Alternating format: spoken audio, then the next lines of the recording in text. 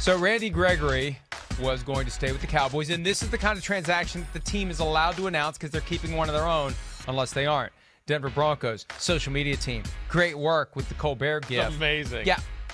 Here's my understanding of what happened, and there are some hard feelings at play here. Yes. Peter Schaefer, who represents Randy Gregory, yesterday, he wasn't going to say anything about any of it, but the Cowboys are being I know about it too, Mike, so pointed. I can back you up. Okay. Yeah. Gregory was negotiating with the Broncos. Right. And was ready to sign with the Broncos on Monday night.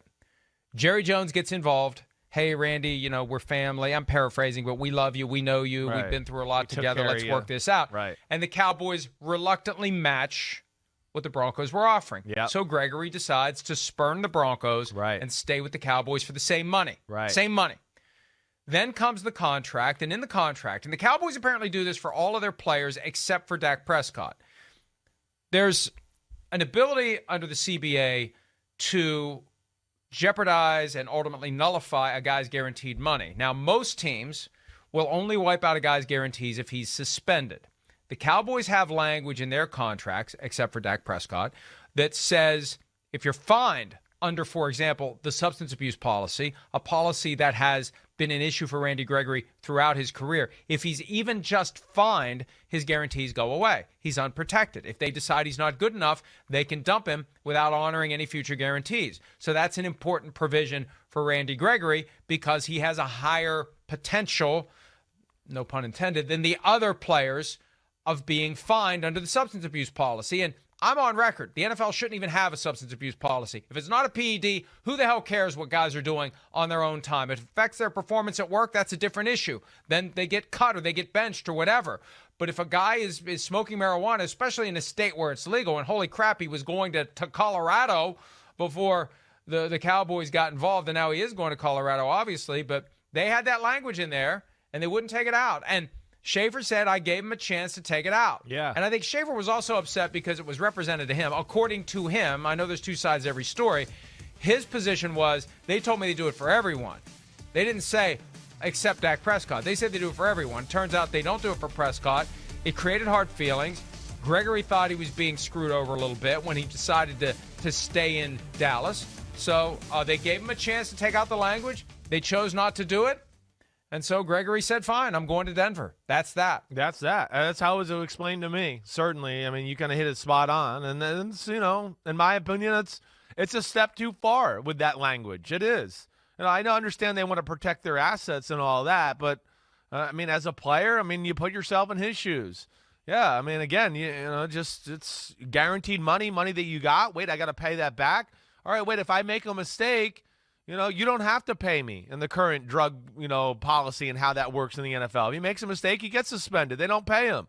But, yeah, as a player, again, that's a little much. He felt more comfortable. And that's what I was led to believe, too. It was just that language right there that directly affected the whole thing. And that's where, after that, Randy Gregory, hey, so what? You did all those nice things to me, and you did help me through some tough times in my life.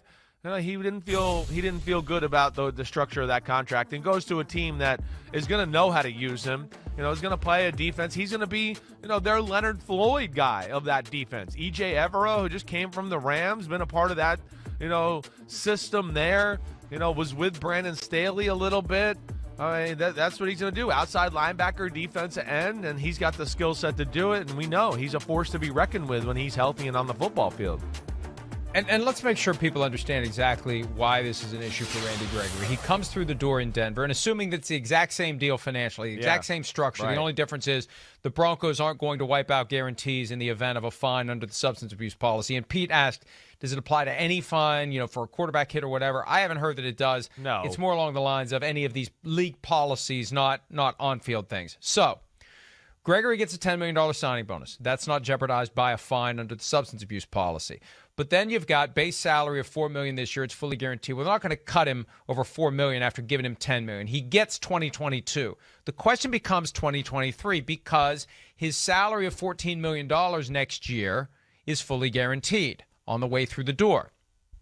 If he gets fined under the substance abuse policy, if he'd stayed in Dallas, and he has a really bad year on top of it, and they decide after the season, we're moving on from Randy Gregory, you don't have that $14 million anchor. You don't have a guaranteed salary. You can rip it up. You can go away. That's what they would do with Ezekiel Elliott right now if his salary wasn't guaranteed. If Ezekiel Elliott had done anything since signing his second contract in 2019 that would have allowed the Cowboys to invalidate the guarantees, they would have, and they would have gotten rid of him by now. The only reason he's on the team is because his contract was structured in a way that guaranteed 2022 last year back in 2021. Right. That's the way you do the guarantees to ensure a guy is going to be there. So if they could have gotten out from under his guaranteed money this year, they would have, and he'd be gone. So that's why it was an issue for Gregory. If you combine one fine under the substance abuse policy with a dip in play that makes the Cowboys say he's not worth $14 million this year, he's gone. That's it. So that's why it was important. Sure. And I know people say, well, now he's going to Colorado and he has to pay state income tax. You're protecting that $14 million by insisting on that language being removed. If the Cowboys don't do it, then you don't sign with the Cowboys. It's that simple. Yeah, that's right. I mean, first off, the Ezekiel Elliott thing, just to hit on that, they're in a bad spot there. I mean, I would argue that the second best running back on their team is getting paid $15 million a year. I wouldn't have done that last year, just to hit on that. Dallas with all these salary cap issues. I would not have re-upped that to guarantee it in 2021 for the 2022, right after that 2020 season was over, right? That's when they had to make that decision, right? Somewhere right after the Super Bowl between the Bucs and the Chiefs. That would have been no there. As far as Randy Gregory's concerned, yes, you said it right. That protects that second year, that $14 million. And again, too, if you're the player, who's a guy who's got his life straight here and really going down the right path. But again, you never know. I mean, I'm just, you throw things out. He could be in a car, get pulled over for, he made a right-hand turn on red. Oh, wait, the guy in the back seat, my freaking friend has, a nugget of marijuana on him. Now I'm in the NFL drug program again. And Dallas takes my money away? They can take for that? That's where they look at that. I mean, again, there's just too many things that could happen. There really is. You could be at a bar, somebody puts something in your drink. Again, there's all those things that, I think the agent and the player look at that to go, wait, I want to protect my guy and his investment here and my investment here, and I want to protect the player. And that's what, they're thinking on their side. And, here's the bottom line.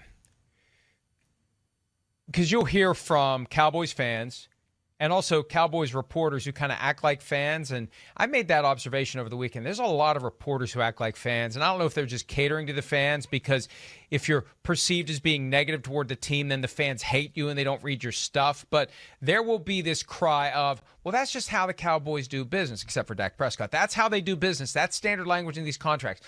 But, we've called out teams for this in the past, whether it's the Bengals and their contract structure, the Steelers last year with their intransigence on the question of whether or not they'd guarantee money beyond the first year of the TJ Watt extension, and they finally gave in. The idea that that's just how we do business, at some point that buckles under the weight of the CBA allows you to do business a different way. You're choosing to go as far as you're going with wiping out guarantees based upon a fine.